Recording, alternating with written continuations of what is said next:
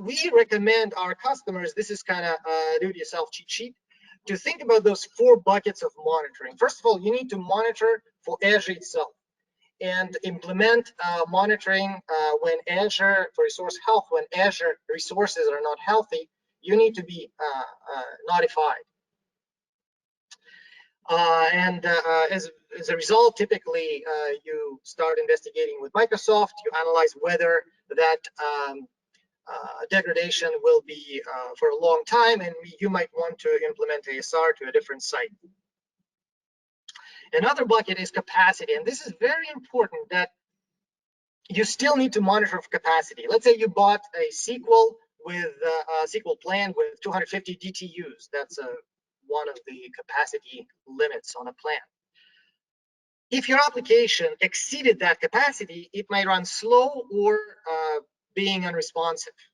So from your perspective, it is more or less unavailable for your users. While from Microsoft perspective, it's perfectly fine and healthy because Microsoft adhere to its SLA, providing you with 250 DTUs. So it's very important to understand that it is still your responsibility to implement capacity monitoring.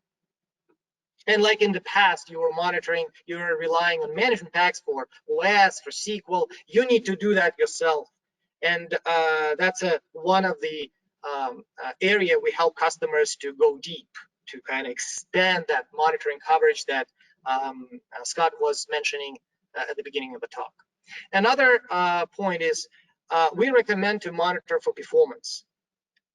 I'm sure that you've heard about, let's say, New Relics, AppDynamics. There are a lot of great tooling out there, as well as application insights that Microsoft put together specifically to address monitoring needs, cloud monitoring needs. The 4th bucket of monitoring is endpoint availability. Maybe some of you have used Keynote and Gomez in the past, pinged them. So again, Azure has a service called Application Insights Web Test that allow you to implement such endpoint availability testing to proactively notify whether that particular endpoint is up or down.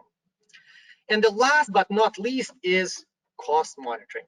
And we've seen interesting implementation of such cost monitoring where people rely on kind of capacity or usage monitoring metrics to notify about cost overruns. We recommend you to study Azure cost and implement budgets and alerting.